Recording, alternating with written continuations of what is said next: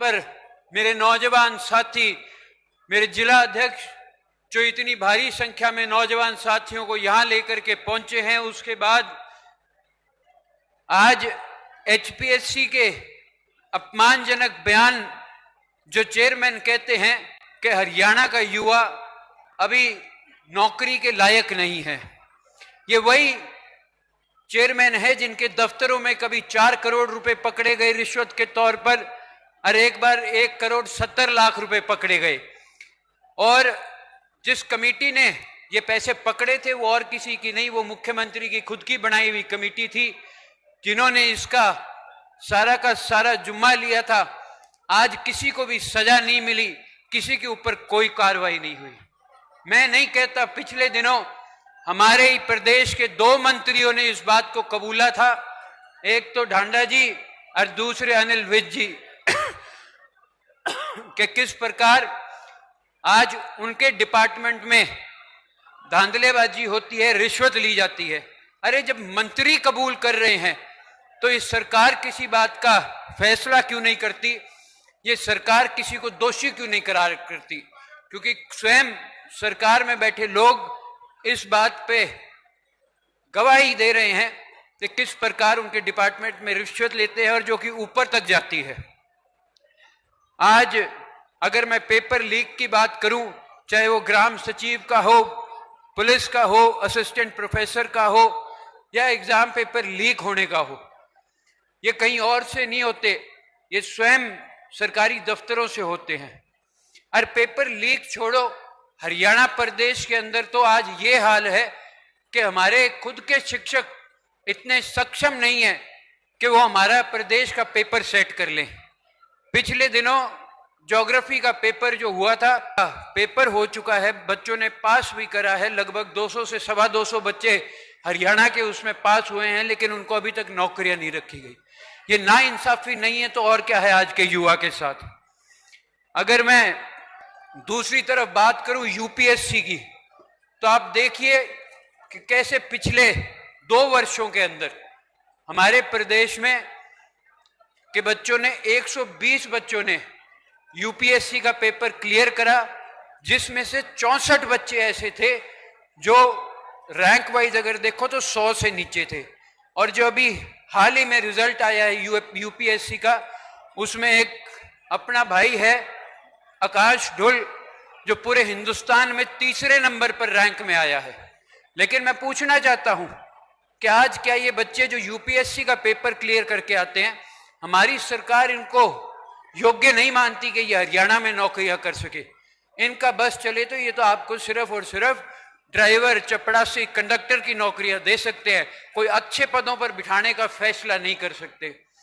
इसलिए नौजवान युवा साथियों, मैं तो आज आपके बीच में एक निवेदन करने आया हूं कि किस प्रकार जब जब इस देश के अंदर, प्रदेश के अंदर कोई लड़ाई लड़नी पड़ी, तो ये उदाहरण के तौर पर हमारे बुजुर्ग बैठे हैं जिन्होंने कभी रेल रोकी, रास्ता रोका, जेल भरी। इनका खुद का कोई स्वार्थ नहीं था। मेरे से पहले अर्जुन ने भी बताया कैसे शहीद आजम भगत सिंह ने जो लड़ाई लड़ी थी वो कोई अपने स्वार्थ के लिए नहीं, देश और प्रदेश के युवक को कैसे सक्षम किया जाए, कैसे उनको आगे बढ़ाया जाए, उसके लिए लड़ी थी। आज हरियाणा प्रदेश का ही नहीं, देश का भी जो भविष्य है वो सुरक्षित नहीं है। जैसा कि मैं आपको कह रहा था, इन बुजुर्गों ने चौधरी देवीलाल जी के साथ मिलकर के, चौधरी ओम प्रकाश चौटाला जी के साथ मिलकर के अनेकों लड़ाइयां लड़ी। इनका स्वयं का कोई, खुद का कोई मकसद नहीं था, कोई स्वार्थ नहीं था। इनकी एक ही मंशा थी, पीढ़ियों का भविष्य सुरक्षित कर सके। ये तो बात कर रहा हूं मैं चौधरी ओम प्रकाश चौटाला जी के साथियों की। आज मंच पर विराजमान है माजरा साहब, संपत सिंह जी, आपके बीच में अभय सिंह जी, इन्होंने भी अपने वक्त में लड़ाइयां लड़ी। इनका कोई स्वार्थ नहीं था, इनका भी एक ही मकसद था कि आज के युवा का भविष्य कैसे सुरक्षित हो, और ये उसमें कामयाब भी हुए। लेकिन पिछले 20 सालों में ये जो कांग्रेस की और अब ये जो 11 साल से बीजेपी की सरकार है, इन्होंने केवल मात्र हरियाणा युवा को पीछे ढकेलने का काम किया है। मैं तो आपसे निवेदन करने आपके बीच में आया हूं कि साथियों, अब एकजुट होना पड़ेगा, जात पात धर्म से ऊपर उठ करके, राजनीति से ऊपर उठ करके। जैसा कि इस गाने के तौर पर आपको प्रीति चौधरी जी ने भी बताया कि अपने अंदर का भगत सिंह जगा लो, आपके आने वाली लड़ाई में आप लोग कामयाब हो जाओगे। नौजवान साथियों, हमें एकजुट होकर के अपनी आवाज को बुलंद करना पड़ेगा। और मैं विश्वास रखता हूं कि आज आपने जो जननायक चौधरी देवीलाल जी की और चौधरी ओम प्रकाश चौटाला जी की कर्म भूमि पर इकट्ठे होकर के इस बात की हुंकार भरने आप यहां पर पहुंचे हो कि हम एकजुट होकर के इस लड़ाई को लड़ेंगे। मैं आपसे निवेदन करूंगा, दोनों हाथ उठा करके मंच पर बैठे अपने नेताओं को इस बात का विश्वास दिलाएं और मेरे साथ जोरदार नारा लगाएं, इनकलाब जिंदाबाद, इनकलाब जिंदाबाद। आप सबने मेरी बात सुनी, उसके लिए मैं आपका आभार व्यक्त करूंगा, धन्यवाद करूंगा। पहले भी हमने इस बारे में चर्चा पार्टी के शेष नेतृत्व से करी है और उन्होंने इस बात का विश्वास दिलाया है कि आने वाले चुनाव के अंदर 50% टिकटें हम युवाओं को देने का काम करेंगे। किस प्रकार हरियाणा के युवा प्रदेश को इस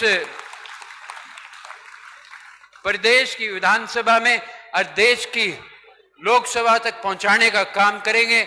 आप सभी यहां पर आए, उसके लिए मैं आपका आभार व्यक्त करता हूं, धन्यवाद करता हूं और शहीद आजम भगत सिंह, राजगुरु सुखदेव को इस भूमि से नमन करता हूं कि उन्होंने जो शहीद होकर के हमारे देश को की आजादी को कामयाब किया, उसके लिए उनके आगे नमन करता हूं और पुनः आपसे अपनी वाणी को विराम दूं।